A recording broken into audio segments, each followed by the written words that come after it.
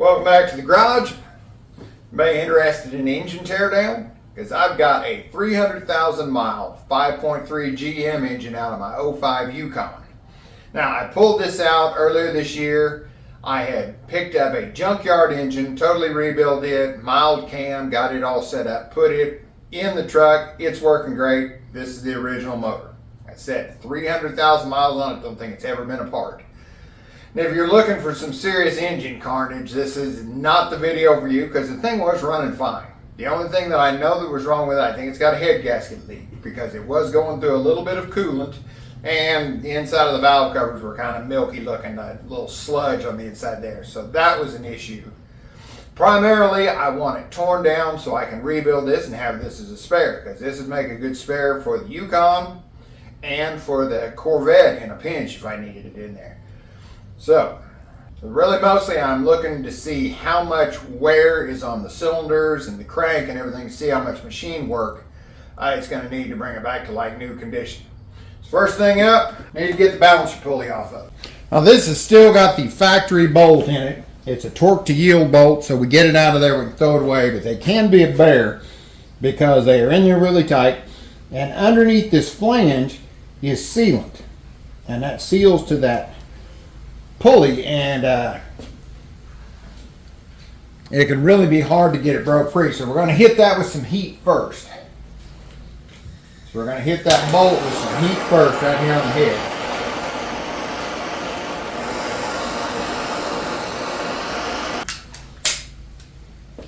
Now we'll see if we can get her to pop free.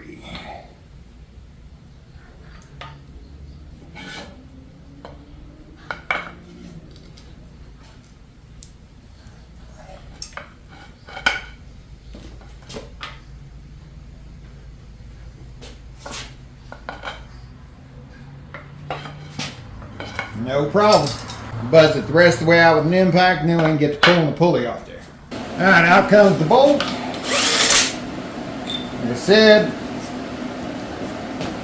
there's the sealant I was talking about that sometimes locks them down super tight. This will go in the trash. Well, this will go in the recycle bin because, like I said, it's torque to yield. You do not want to reuse it. Now we're ready to pull the balancer off. Got a little disc of aluminum here that I'm going to put on the end of the crank to protect it. And we'll fit in the 3-jaw puller. Now there are little flat areas on the back of this pulley to engage the jaws of the puller. You don't want to pull on the outside edge here because it is bonded with rubber to the center, so you end up pulling this outer piece off.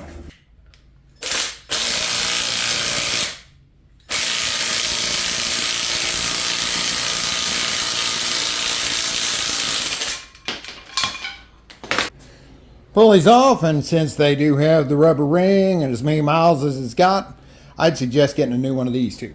And while we're working on the front of the engine, we might as well take the timing cover off. Got 2 bolts on the bottom going up through the oil pan and then the ring around the outside.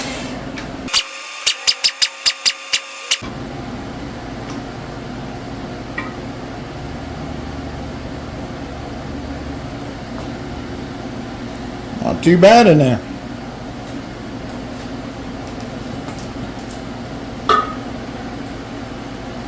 All these bolts are the same, so I'll just set them in the cover and we'll put the cover out with the other parts. Timing chain's a little sloppy, but not bad, considering it's got 300,000 miles on it. So right now, let's pull some valve covers. This side looks nice and clean, but I've had it off recently, so that's why. Side number 2. Looks real good inside. Seems like I had this one off too. There is definitely some sludge buildup. But still, 300,000 miles, I'm not thinking that's too bad. Because until I got it, I'm not sure how often the oil was changed or anything was done to it. Of course, since it was still running, it doesn't have any broken valve springs or anything like that. We'll clean up the rocker arm assemblies. Well, we'll clean up everything. But right now, we'll just pull the heads off. Get them out of the way so we can see the cylinders. Pull the push rods. I'm not worried about keeping them in order because I'll put a new set of push rods in there. I'm just not. See the goo on it. Don't want to try to clean them. Push rods aren't expensive. I'll go ahead and pull the spark plugs out of both sides. They all look good. I thought I'd drain the oil out, but apparently I didn't. And since the drain plug's right up against the back of the engine stand, I need to get it off the stand, but that'll also give me a chance to take off the rear cover. We'll lift it up without the engine stand.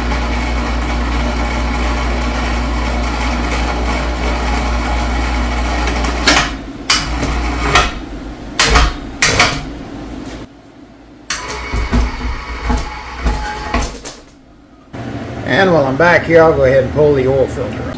Temporarily pull the engine plate off.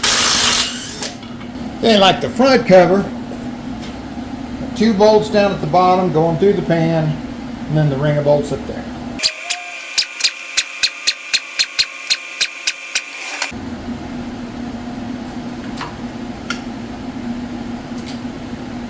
Comes off, pop your seal out.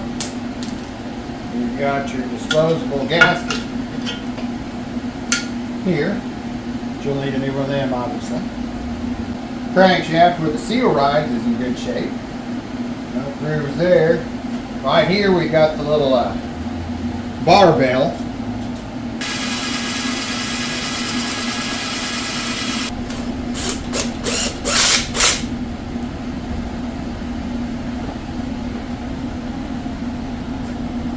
There's the barbell.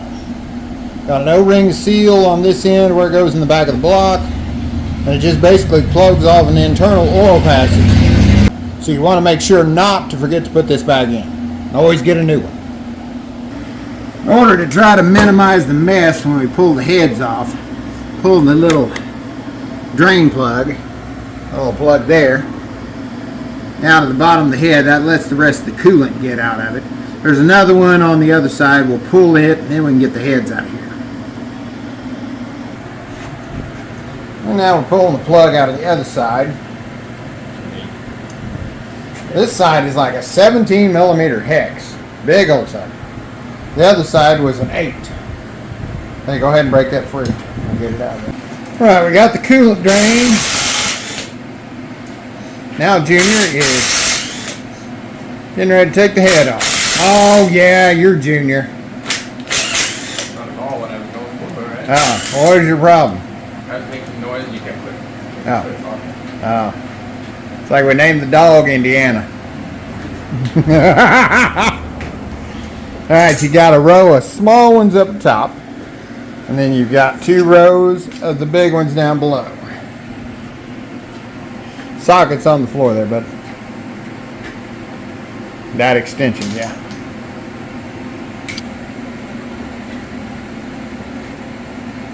That wasn't very tight, was it?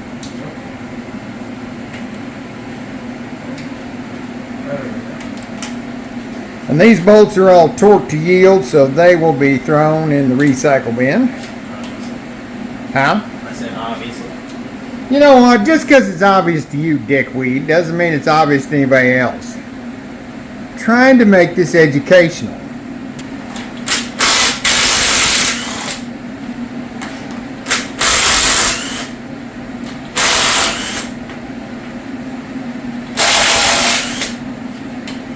You want to do just like Junior's doing and work from the outside in when you're taking them out.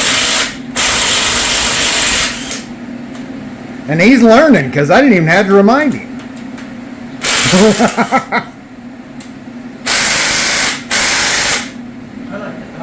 Did you not get that one? I might not have. You might not have. Well, it's good to know. Your impact can't break that bolts. What? Now, a little 1/4 inch Walmart impact can't break a head bolt loose.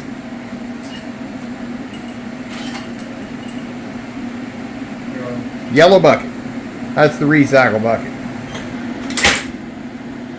Just break my Walmart impact. Jeez. That's fair.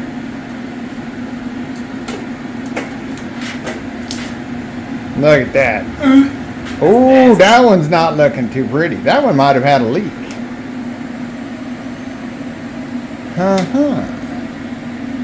Yeah.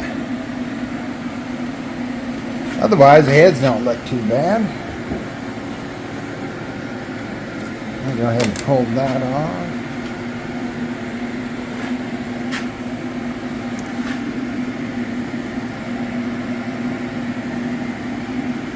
Okay, go ahead and throw that in the recycle.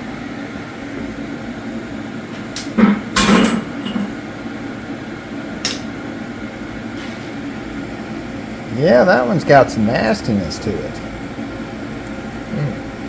Badly. Well, while I was messing around with this one cylinder, Junior went ahead and pulled the head off the other side, and I am extremely impressed. You can still see the crosshatch marks after 300,000 miles. It tells you how good these 5.3 engines are. And there is no ring ridge at all on any of them. The only problem, and this is a little disappointing, is that one cylinder leaked and kind of jacked it up at the top there. Now, I just barely touched it with a hone to see how it was going to clean up. And it still may be alright. I will hone it till I'm happy with the way it is, and then I'll take some measurements on it and see if it's good enough to use as is. I hate to bore the whole motor out just because of this one, but I mean, if you got to, you got to. But that was the only problem, and that thing has just sat there for a couple of months, and that last little bit of coolant seeped in there and corroded the cylinder a little bit. But man, I am impressed with the way these engines hold up. A first gen small block, 100,000 miles, whether it was the oil that had back then or the carburation washing the cylinders down, it would have had a massive ring ridge. And this thing is it's like new. Just dirty. Next up, we'll pull the lifter trays out and get the lifters out of there. Pull these nasty trays out. They will get replaced. LS7. Probably crunchy. Are you gonna put LS7 lifter trays on? I think the trays are the same. I use that's LS7 lifters. Yeah. Lifters will all get replaced.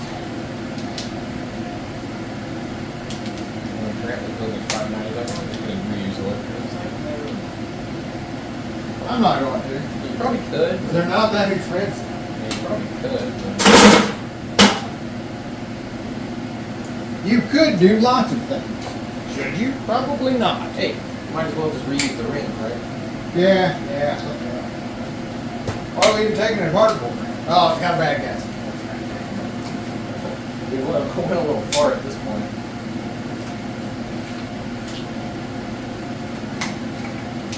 That's me. Going too far.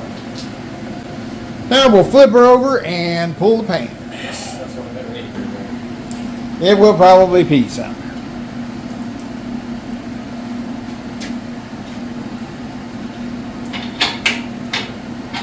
Well, that's why we drained most of it out. Then we've got a couple of little covers to take off. And then we've just got, since we've taken the bolts out of the front and the rear, we've just got the ring of bolts around the perimeter. And the pan will be fairly clean inside because I think it was the winter before last. I was having oil pressure issues in the cold, so we pulled the pan, put a new O-ring on the oil pump pickup, and that fixed that problem up slick.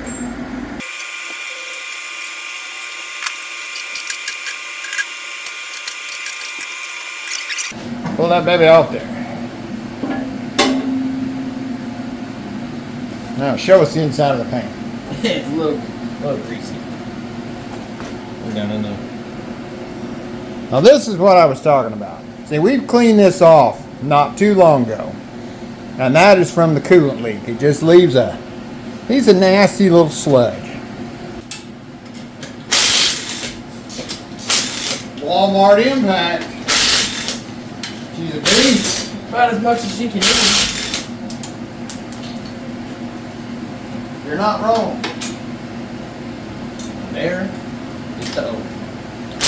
Make sure you got that in the frame. Go behind the camera. Show them. O-ring? That's the one that gets hard and will cause you all kinds of oil pressure issues.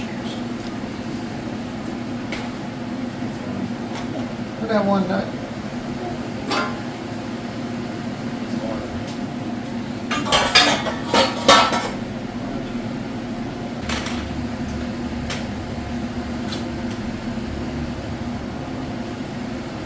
Now we're going to pull the oil pump, cam gear, cam, timing chain, just all that stuff on the front.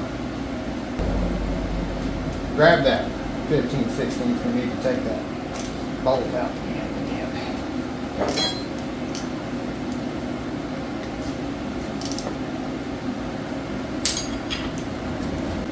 Bring it around.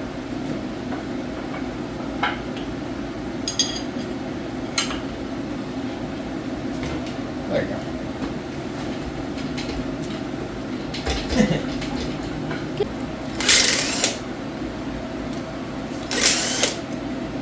We're gonna need to turn it over.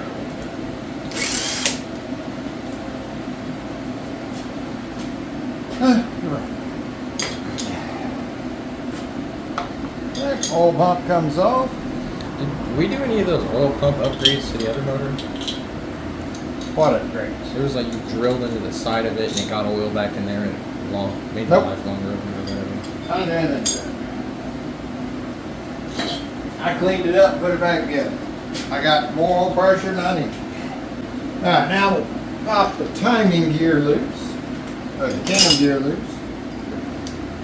You think? Yeah. Except no balance shaft. I think we've done this before a couple times.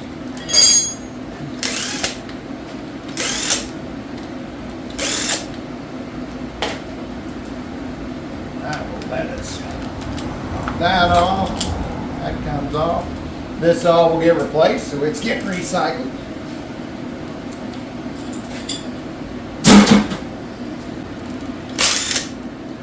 Got the retainer plates.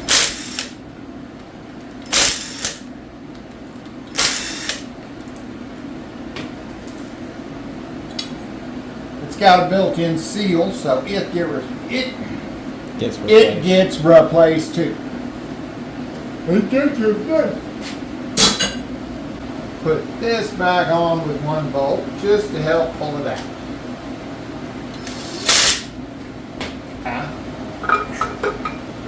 What did you say? Said, can he do it? Oh, maybe.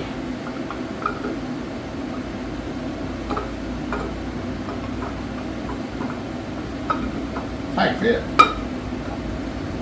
Make for it not to be. Okay, camshaft's out. It will most likely get replaced also. What'd you say? I said, get her done. Get her done, put her off. I'm gonna go through and break all the rod bolts loose and then we'll come back through and take everything out.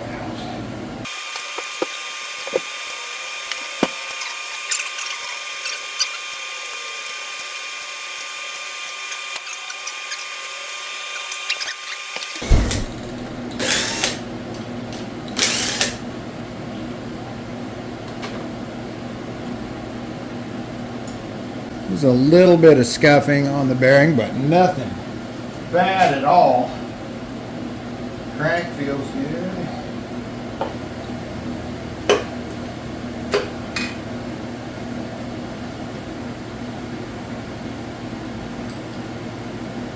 Got some scuffing on the piston there. Not terrible. All the rings are still nice and floating. Let's see why these engines are so good. Look at the beam on that rod.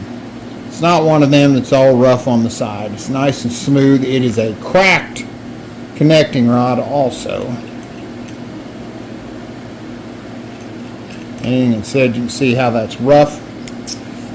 I actually break them apart to where they match back up perfectly. And when they fit together like that, they grab. That thing's not going anywhere. So I'll go through and pop the rest out. Oh, and on the 05, these are a floating pin, meaning that the rod floats on the pin. The pin is retained by clips on each side. I think the older ones were a press fit, where the pin was actually pressed into the rod. This is a little easier to work with. There's no heating the rod up, no pressing. Just take the clip out, slide the pin out. All right, we are down to pulling the crankshaft. Everything looked good on the rods and the pistons. The only one that had stuck rings was the one that the coolant leaked into. And I'm assuming that they just stuck after it had been set for the last few months. But everything else, all the bearings looked good. The pistons all had that same little scuff on the thrust side, but that's no big. So now we'll pull the crank out. I'd say it's good the way it is moving.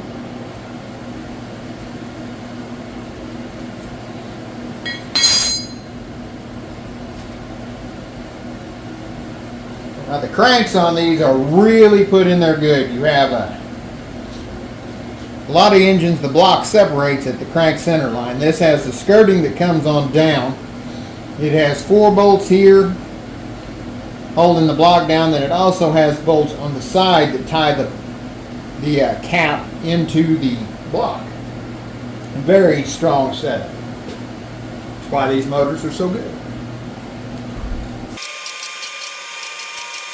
To help this keep organized, they've got the main caps numbered. And see how that flange there faces backwards? There's number 1. Number 2, the flange on it's facing backwards. Number 3, facing backwards. Number 4, facing backwards.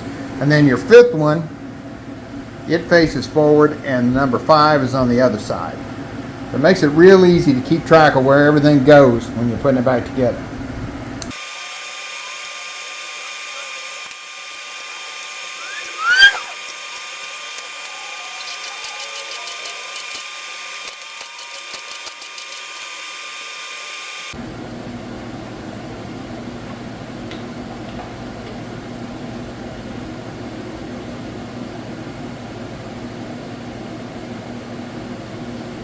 Like before, the bearing has got a little bit of roughness to it, but crank journal looks perfect. And I wasn't sure if these were aluminum or metal back bearings, but they are steel backed.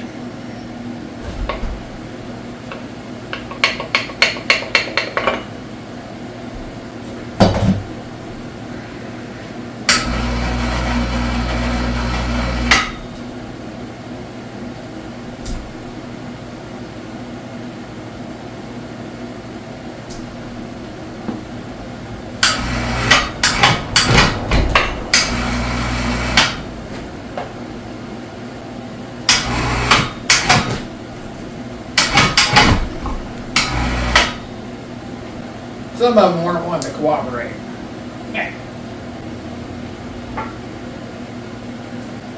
Well, that's all I need to do for now. For 300,000 miles, this thing was in excellent shape. If I'd taken it apart just as soon as I pulled it out, even that one cylinder that was leaking would probably be in great shape. I will store this stuff for now, and as I get time, I will be rebuilding this engine. So like and subscribe if you want to keep up with the build. And thanks for watching.